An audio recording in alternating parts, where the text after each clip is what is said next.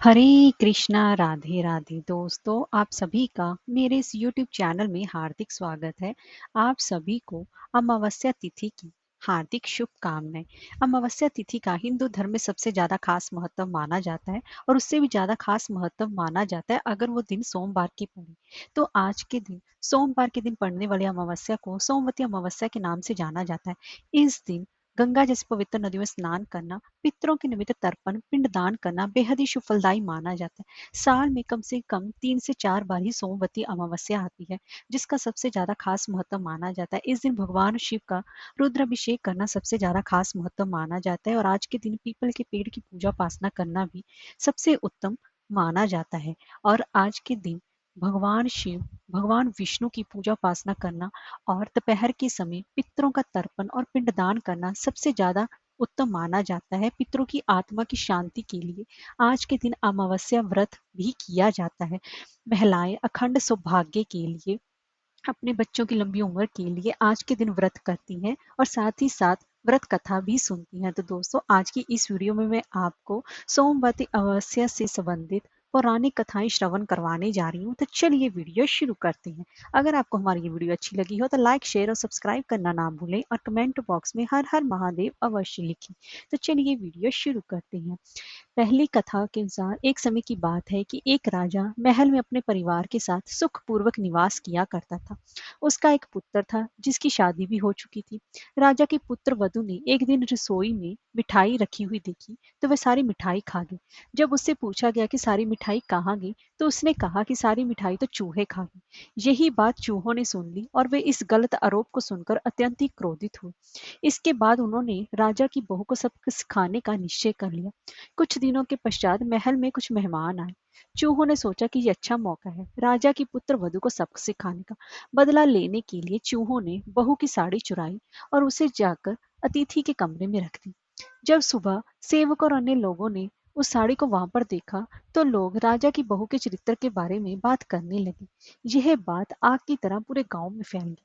जब यह बात राजा के कानों तक पहुंची तो उसने अपने पुत्र वधु के चरित्र पर शक करते हुए उसे महल से निकाल दिया। राजा की बहू महल से निकलकर एक झोपड़ी में रहने लगी और नियमित रूप से पीपल के एक वृक्ष के नीचे दीपक जलाने लगी। इसके साथ वे पूजा करके गुड़ धानी का भोग लगाकर लोगों में प्रसाद वितरित करने लगी। इस प्रकार कुछ दिन बीत जाने के बाद एक दिन राजा उस पीपल के पेड़ के पास से गुजरे जहां उनकी बहू हमेशा दीपक जलाया करती थी। इस दौरान उनका ध्यान उस पेड़ के आसपास जगमगाती रोशनी पर गया।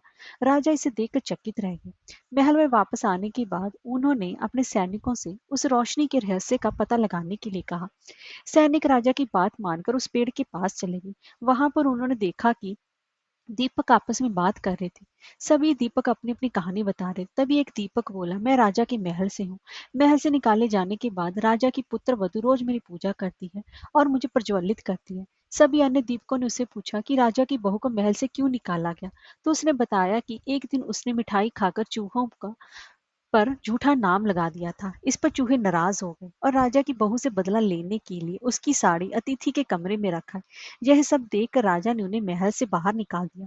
यह सब सुनकर सैनिक भी हैरान रह गए और महल वापस आकर उन्होंने राजा को पूरी कहानी सुनाई। यह सुनकर राजा को अपनी गलती का एहसास हुआ और उसने अपने पुत्र वधु को महल में वापस बुला लिया। इस प्रकार पीपल के पेड़ की नियमित पूजा करने का फल राजा की बहू को मिला और वह अपना जीवन आराम से व्यतीत करने लगी।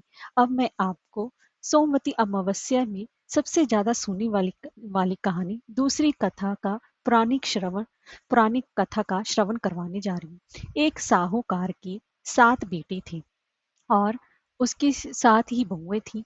लेकिन उसकी एक बेटी भी थी। उसकी पुत्री समय के गुजरने के साथ साथ धीरे धीरे वह बड़ी होने लगी और उसमें सभी स्त्रियों वाले गुण आ गए थे। वह कन्या सुंदर, संस्कारवान एवं गुणवान भी थी, परंतु ग्रीव होने के कारण उस साहूकार के उस कन्या के मतलब इतना सब कुछ हो जाने के बाद भी उस कन्या का कहीं से भी विवाह का नहीं तय हो पा रहा था। इसी वजह से वो साहूकार और उसकी पत्नी दिन रात चिंतित रहते थे और इसकी वजह से उस वहां पर एक जोगी भी आता था जो कि वहां पर भिक्षा मांगने आता था। उस जोगी को जब साहूकार की बेटी भिक्षा देने जाती तो वह उसे भिक्षा नहीं लेता और कहता कि तेरे भाग्य में तो सुहाग की जगह दुहाग लिखा है, इसीलिए मैं तुमसे भिक्षा नहीं लूंगा। लड़की को उस जोगी की ये बात बहुत बुरी लगती और एक दिन वह अपनी माँ से रोते रोते जोगी की सारी बात बताती। सारी बात सुनकर माँ कहती है कि कल जब जोगी आएगा तब मैं सुनती हूँ कि वह क्या कहता है और क्यों कहता है। अगले दिन फिर जोगी आता है तो साहूकारनी छिपकर बैठ जाती है और लड़की को भिक्षा देने भेजती है। जोगी उसे भिक्षा नहीं लेता, फिर वही बात दोहराता है, तेरे भाग्य में सुहाग की बजाय दुहाग लिखा है। लड़की की माँ बाहर निकल कर आती है, जोगी से कहती है, एक तो हम तुम्हें भिक्षा देते हैं और तू हमें गाली देता है। जोगी कहता है, मैं गाली नहीं दे रहा हूँ, जो बात सच है मैं वही कह रहा हूँ, इसके भाग्य में जो लिखा है वही मैं सच आपको बता रहा हूँ। सारी बातें सुनने पर लड़की की माँ कहती है कि जब तुझे सारी बात पता है तो इससे बचने का कोई उपाय भी तो होगा, वह बता। जोगी कहता है कि 7 समुंदर पार एक धोबन रहती है जिसका नाम सोना है। वह अमावस्या का व्रत करती है। अगर वह आकर इसे फल दे दे तभी इसका दुहाग टल सकता है, अन्यथा विवाह के समय सर्प के काटने से इसके पति की मृत्यु हो जाएगी। सारी बात सुनकर माँ रोने लगी और सोना धोबन की तलाश में निकल गई। चलते चलते रास्ते में तेज धूप पड़ रही थी, जिससे बचने के लिए वह एक पीपल के वृक्ष के नीचे बैठ गई। उसी वृक्ष पर एक गरुड़ के बच्चे अपने घोंसले में थे। एक सांप आया और गरुड़ के बच्चों को खाने के लिए लपका, लेकिन साहूकार ने उस सांप को मारकर बच्चों की रक्षा की। कुछ देर बाद गरुड़नी आई और सब जगह खून देखकर साहूकारनी को चोट से मारने लगी। साहूकारनी बोली, एक तो मैंने तेरे बच्चों को सांप से बचाया और तू ही मुझे ही मार रही है। सारी बातें जानने पर गरुड़नी ने बोली कि तूने मेरे बच्चों की रक्षा की है, इसलिए मांग जो चाहती है। साहूकारनी गरुड़नी से कहती है कि मुझे 7 समुंदर पार सोना धोबिन की यहाँ छोड़ दो, और गरुड़नी ने वैसा ही किया। साहूकारनी वहां पहुंच तो गई, लेकिन सोचने लगी कि इसे मैं कैसे मनाऊं। सोना धोबन की भी 7 बहुएं थी, लेकिन घर के काम को करने के लिए सदा आपस में ही लड़ती झगड़ती रहती थी। रात को जब सब हो जाते तो साहूकारनी के घर जाती और चुपके से सारा काम करके उजाला होने से पहले चली भी आती। सारी बहुएं भी आपस में यही सोचती कि कौन सी बहू है जो सारा काम कर देती है, लेकिन एक दूसरे से पूछने की हिम्मत किसी की भी नहीं होती। काम करने की बात सोना धोबन ने देखी, आजकल बहुएं लड़ती भी नहीं यार, काम भी सारा हो जाता है।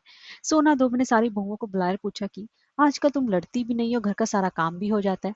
सोना धोबन ने अपनी बहुओं से पूछा, घर का सारा काम कौन करता है? बहुएं सासे झूठ कहती हैं कि लड़ाई करने से क्या फायदा, इसीलिए हम मिलकर काम कर लेते हैं। सोना धोबिन को अपनी बहुओं की बात पर विश्वास नहीं होता और वह रात में जाकर स्वयं सच देखना चाहती है कि कौन घर का सारा काम करता है। रात होने पर सोना धोबिन छिपकर बैठ जाती है कि देखो कौन सी बहू काम करती है। रात हुई तो वह देखती है कि एक औरत चुपके से घर में घुस रही है।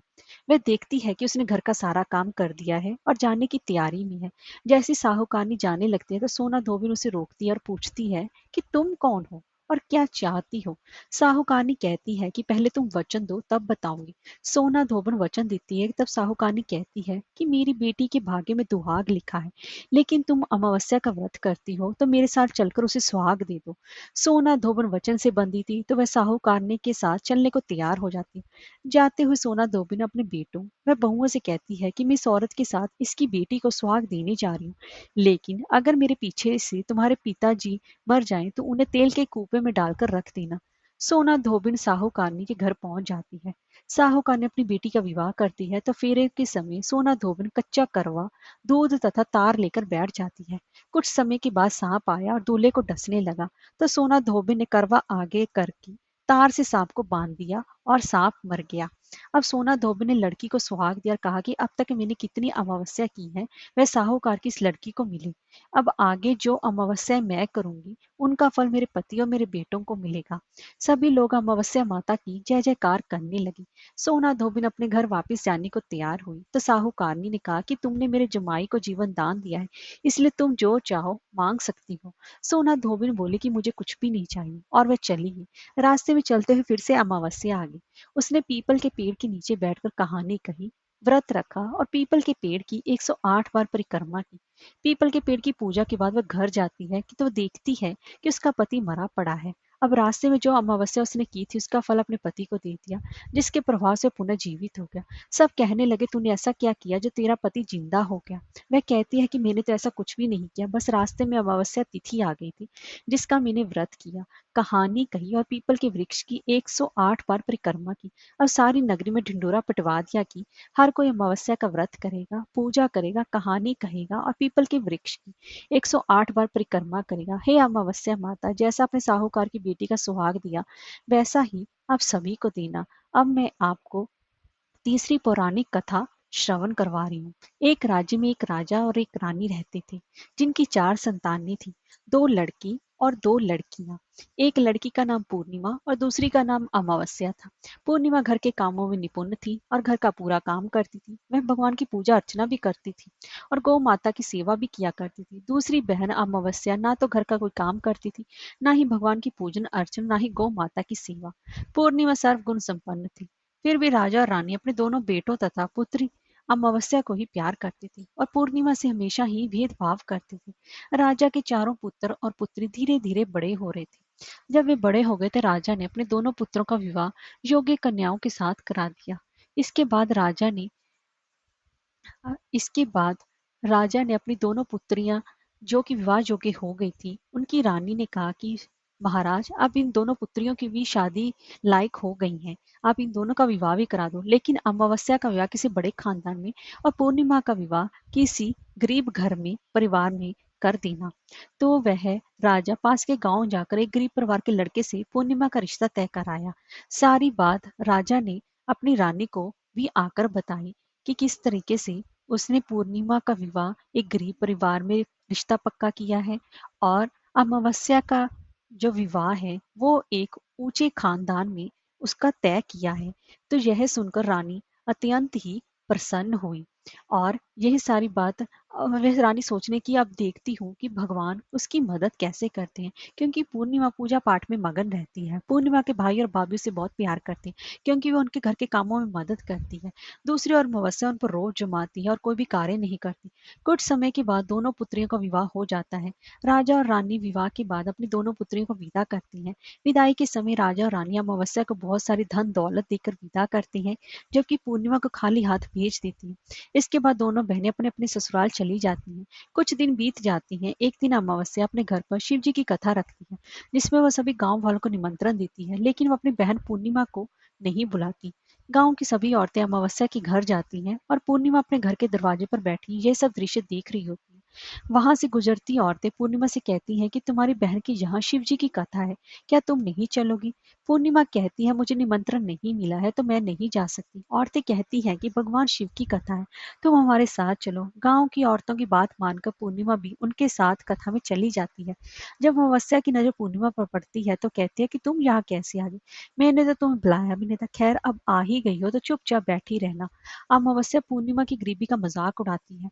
पूर्णिमा की आंखों में आंसू हो जाते हैं। मन ही मन भगवान शिव से विनती करती है, हे भगवान, क्या पूजा पाठ करना गलत है? गौ माता की सेवा करना गलत है? मेरी गलती क्या है? आप मुझ पर कृपा कब करेंगे? कथा पूरी होने पर अमावस्या भगवान का प्रसाद बांटने लगती है। वह सभी को प्रसाद देते हैं लेकिन पूर्णिमा को नहीं देती। पूर्णिमा बिना प्रसाद के घर लौट जाती है। रास्ते में सोचती है, यदि बच्चों से प्रसाद मांगेंगे तो उन्हें क्या जवाब देगी। उसने सोचा कि वो अपने मायके जाएगी और बच्चों के लिए कुछ लेकर आएगी। ऐसा सोचे वे अपने घर वापस लौट आती है और वह पति और बच्चों से कहती है कि वह मायके जा रही है। पति कहता है ठीक है। कुछ समय के बाद पूर्णिमा मायके के लिए रवाना हो जाती है।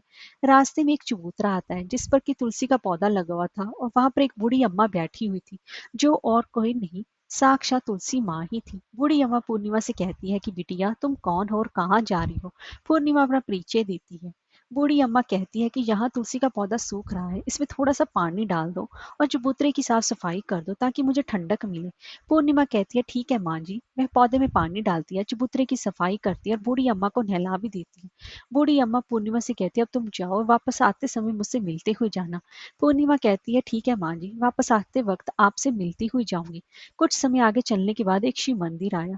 वहां पर उसे एक बूढ़े बाबा मिले जो मंदिर के बाहर बैठे थे। वे कोई और नहीं, साक्षात भोलेनाथ ही थे। उन्होंने पूर्णिमा से कहा कि तुम कौन हो बेटी और कहाँ जा रही हो? तब पूर्णिमा ने अपना परिचय दिया। फिर उस बूढ़े बाबा ने पूर्णिमा से कहा, इस चबूतरे मंदिर की साफ सफाई कर दो। तब पूर्णिमा ने मंदिर और चबूतरे की साफ सफाई कर दी, पूजा अर्चना भी की और बूढ़े बाबा को भी नहला दिया। उसने कहा, बाबा कोई और काम हो तो बताइए। तब बूढ़े बाबा ने कहा, नहीं बेटी, अब तुम जाओ, वापस आते वक्त मुझसे मिलते हुए जाना। पूर्णिमा ने कहा, ठीक है बाबा, वापस आते वक्त आपसे मिलते हुए जाऊंगी। आगे चलते चलते कुछ दूर चलने के बाद पूर्णिमा को एक काली माता जी का मंदिर दिखा। वहां भी एक बूढ़ी अम्मा चबूतरे पर बैठी हुई थी। उस बूढ़ी औरत ने भी पूर्णिमा से कहा कि बेटी तुम कौन और कहाँ जा रही हो। तब पूर्णिमा ने अपना परिचय दिया। बूढ़ी औरत ने कहा कि यहाँ सभी पूजा पाठ करने आते हैं, लेकिन मंदिर की साफ सफाई करने के लिए कोई भी नहीं आता, इसलिए तुम मंदिर और चबूतरे की साफ सफाई कर दो। पूर्णिमा ने कहा, ठीक है माता जी। अब उसने मंदिर और चबूतरे की साफ सफाई कर दी और पूजा पाठ की और माता जी का श्रृंगार भी कर दिया। उसने बूढ़ी अम्मा को भी नहला दिया और उनके पैर दबाए और कहा, माँ जी कोई और काम हो तो बताइए। बूढ़ी अम्मा ने कहा, नहीं बेटी, अब तुम जाओ, लेकिन वापस आते वक्त मुझसे मिलते हुए जाना। पूर्णिमा ने कहा, ठीक है माँ जी, और वे आगे चली गई।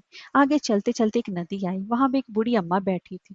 उन्होंने कहा, बेटी तुम कौन हो और कहाँ से आई हो। पूर्णिमा ने अपना परिचय दिया। बूढ़ी औरत ने कहा, नदी पर स्नान करने तो सब आते हैं, लेकिन यहाँ की साफ सफाई कोई नहीं करता, इसलिए तुम इस किनारे की साफ सफाई कर दो। पूर्णिमा ने ठीक है माँ जी, और वहां की साफ सफाई कर दी। उसने बूढ़ी अम्मा के पैर दबाए और कहा, माँ जी कोई और काम हो तो बताइए। बूढ़ी औरत ने कहा, कुछ नहीं बेटी, तुम जाओ, लेकिन वापस आते हुए मुझसे मिलते हुए जाना। फिर पूर्णिमा नाव में बैठकर नदी के दूसरे किनारे पहुंच गई। वहां से वो अपने मायके के घर पहुंची। वहां पूर्णिमा के भाई और भाभी उसे देखकर बहुत खुश हो गए और उसकी बहुत खातिरदारी की। उन्होंने कहा, बच्चों को भी साथ में लेकर आती तो अच्छा होता। कुछ समय बाद पूर्णिमा ने अपने ससुराल से लौटने की बात कही। उसकी भाभी ने उसके लिए एक साड़ी दी और बच्चों के लिए कपड़े और खाने पीने की चीजें रख दी। उन्होंने कहा, तुम बहुत दिनों के बाद आई हो, जल्दी वापस आना। इसके बाद पूर्णिमा वहां से अपने ससुराल के लिए रवाना हो गई। वह नदी के किनारे पहुंची, नाव में बैठकर दूसरे किनारे पर उतर गई। वहां उसे वही बूढ़ी अम्मा मिली जो साक्षात गंगा मियाँ थी। उन्होंने पूर्णिमा को एक थैला दिया और कहा, इसे तुम अपने घर जाकर ही खोलना। अब पूर्णिमा के पास दो थैले हो गए थे। उन्हें लेकर पूर्णिमा वहां से रवाना हुई। आगे कुछ दूर चलने पर काली माँ का मंदिर आया। वहां काली माँ बूढ़ी माँ के रूप में विराजमान थी। उन्होंने कहा, आ गई बेटी पूर्णिमा। पूर्णिमा ने कहा, हाँ माँ जी मैं आ गई। तब काली माँ ने उसे एक थैला दिया और कहा, ये थैला अपने घर जाकर खोलना। अब पूर्णिमा के पास तीन थैले हो गए थे। तीनों थैले लेकर पूर्णिमा आगे बढ़ी। कुछ दूर जाने पर शिव जी का मंदिर आया, जहाँ बूढ़े बाबा के रूप में शिव जी स्वयं विराजमान थे। बूढ़े बाबा ने कहा कि पूर्णिमा तुम वापिस आ गई। पूर्णिमा ने कहा, हाँ बाबा मैं वापिस आ गई। बूढ़े बाबा ने भी पूर्णिमा को एक थैला देकर कहा कि ये थैला घर जाकर ही खोलना। पूर्णिमा ने कहा, ठीक है बाबा। अब उसके पास चार थैले हो गए थे। पूर्णिमा ने एक पुरानी साड़ी निकाली, उन सभी थैलों को एक गठर में एक बांध लिया, फिर सर पर रखकर वहां से रवाना हो गई। कुछ दूर जाने के बाद उसे तुलसी माँ बूढ़ी औरत के रूप में मिली। उन्होंने कहा कि पूर्णिमा तुम आ गई। पूर्णिमा ने कहा, हाँ माँ जी मैं आ गई। और बूढ़ी औरत ने भी उसे एक थैला दिया और कहा कि यह थैला घर जाकर ही खोलना। पूर्णिमा ने कहा, ठीक है माँ जी। अब उसके पास पांच थैले हो गए थे। पूर्णिमा वहां से रवाना हुई और अपने घर पहुंची। सबसे पहले उसने मायके का थैला खोला। उसमें बच्चों के लिए अच्छे कपड़े, खाने पीने की चीजें थी, साथ में कुछ गहने भी थे। पूर्णिमा ने कपड़े और खाने पीने की चीजें बच्चों को दे दी। बच्चे ये सब पाकर बहुत खुश हुए। फिर पूर्णिमा ने दूसरा थैला खोला जो उसे गंगा मैया ने दिया था। उसमें ढेर सारे हीरे जवाहरात, सोना चांदी आदि थे। इसके बाद उसने तीसरा थैला खोला जो उसने काली माँ ने दिया था। उसमें बहुत सारा सोना श्रृंगार का सामान भरा हुआ था। फिर पूर्णिमा ने चौथा थैला खोला जो भगवान शिव ने दिया था। उसमें बहुत सारी धन संपत्ति भरी हुई थी। अंत में पूर्णिमा ने पांचवा थैला खोला जो तुलसी माँ ने दिया था। उसमें चावल, दाल और 7 प्रकार की खाने की चीजें थी। अब पूर्णिमा के घर में किसी भी चीज की कोई कमी नहीं थी। उसका घर धन धान्य से भरा हुआ परिपूर्ण था। अब पूर्णिमा और उसका परिवार सुख में जीवन व्यतीत करने लगा। अब पूर्णिमा के मन में विचार आया, क्यों ना शिव जी की कथा कराई जाए। उसने शिव जी की कथा का कार्यक्रम रखा, गांव के सभी लोगों को निमंत्रण भी दिया। पूर्णिमा ने अपनी बहन अमावस्या को भी शिव जी की कथा के लिए अपने घर बुलाया। जब वो अमावस्या पूर्णिमा के घर शिव जी की कथा में आई तो उसने देखा कि पूर्णिमा के घर में किसी भी चीज की कोई कमी नहीं। इतनी सारी धन दौलत देकर अमावस्या आश्चर्यचकित हो गई। उसने पूर्णिमा से पूछा, तुम्हारे घर में इतनी धन और दौलत कहाँ से आई। तो पूर्णिमा ने कहा, बहन तुमने शिव जी की कथा में मुझे नहीं बुलाया था, फिर भी मैं चली आई थी। तुमने मुझे प्रसाद तक नहीं दिया, मेरी गरीबी का मजाक भी उड़ाया। उसके बाद मैं अपने घर आ गई। रास्ते में सोच रही थी कि मैं अपने मायके जाऊंगी। मैं मायके गई और जो कुछ घटना इस बीच हुए सब मैं तुम्हें बताती हूँ।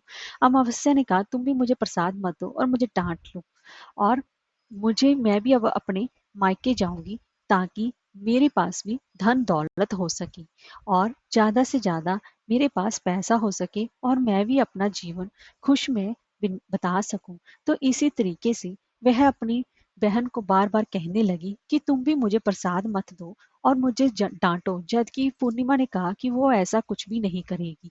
तो इसीलिए वह बिना प्रसाद ले ही अमावस्या अपने घर पर आ गई और अपने पति और बच्चों को बोलने लगी कि वह भी अपने मायके जाने के लिए तैयार हो गई। तो अमावस्या मायके जाने के लिए निकल गई। रास्ते में चलते चलते उसे तुलसी माँ मिली, जो कि चबूतरे पर बूढ़ी माँ के रूप में बैठी हुई थी। बूढ़ी माँ ने अमावस्या कहा, बेटी तुम कौन और कहाँ जा रही हो? अमावस्या ने अपना परिचय दिया। बूढ़ी माँ ने कहा, बेटी ये तुलसी का पौधा सूख रहा है, इसमें थोड़ा सा पानी डाल दो, इस चबूतरे की साफ सफाई कर दो। इस पर अमावस्या ने कहा, बुढ़िया तुझे दिखाई नहीं दे रहा है कि मैंने इतनी महंगी साड़ी पहनकर रखी है, ये गंदी हो जाएगी।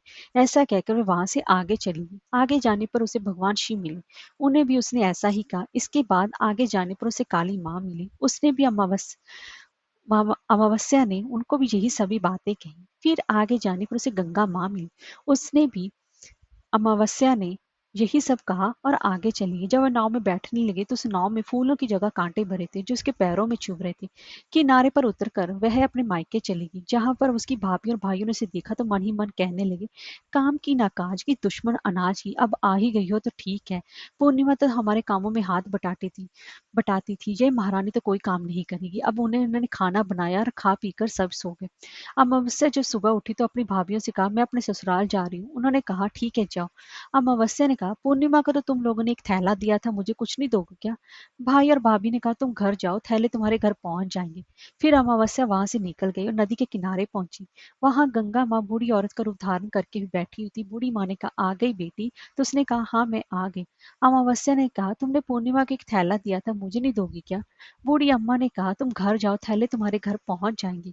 इसके बाद आगे जाने पर उसे काली माँ मिली, उन्होंने भी अमावस्या को यही कहा। फिर आगे जाने पर उसे भगवान शिव मिले, उन्होंने भी उसे अमावस्या से यही कहा। अंत में आगे जाने पर उसे तुलसी माँ मिली, तुलसी माँ ने भी अमावस्या से यही कहा कि तुम घर जाओ, थैले तुम्हारे घर पहुंच जाएंगे।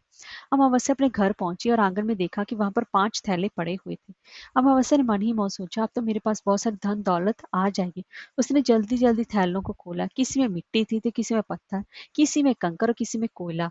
उसे मायके से भी कुछ नहीं मिला और इन थैलों में कुछ नहीं था। अमावस्या दौड़ती पूर्णिमा के घर गई, कहने लगी, तुम्हें तो इतना सब कुछ मिला, मुझे तो कुछ भी नहीं मिला, आखिर क्यों? पूर्णिमा ने कहा, जब मैं अपने मायके जाती हूँ तो अपने भाभीियों के साथ उनके कामों में हाथ बटाती हूँ, उनके साथ मिलकर काम करती हूँ, लेकिन तुम ऐसा कुछ भी नहीं करती, तो उनकी इज्जत भी नहीं करती, इसीलिए वो तुम्हें भला क्या देंगी? इसके बाद तुमने गंगा माँ, काली माँ, भगवान शिव को भी ठुकरा दिया, तुमने उनका अपमान किया है, इसलिए उन्होंने भी तुम्हें कुछ नहीं दिया। अमावस्या ने कहा कि बहन तुम मुझे माफ कर दो, मैंने तुम पर हमेशा अत्याचार किया, मुझे कुछ भी नहीं मिला तो कोई बात नहीं, मैं मैं भी भगवान की भक्ति करूंगी और सब कुछ प्राप्त कर लूंगी। मुझे इन सब चीजों का रहस्य बताओ। पूर्णिमा ने कहा कि तुम 3 सूत्र का ज्ञान ले लो और उसकी कथा करना। पहले सूत्र में दया मांगना, दूसरे सूत्र में कथा मांगना, तीसरे सूत्र में 108 बार ओम नमः शिवाय का जाप करना। बहन, भगवान ने ये सूत्र दिए हैं, इन्हें अपने हृदय में बसा लेना। मैंने भी 3 सूत्र अपने जीवन में अपनाए थे और सच्चे मन से भगवान की भक्ति पूजा पाठ की थी, फिर भगवान ने मुझे सब कुछ दिया। तुम्हारे पास जो कुछ था वह भी सब खत्म हो गया। इसके बाद अमावस्या अपने घर गई और भगवान की पूजा पाठ करने लगी। उसने भगवान शिव से माफी भी मांगी, गौ माता की सेवा की और दूसरों की मदद भी करने लगी। हर हर महादेव।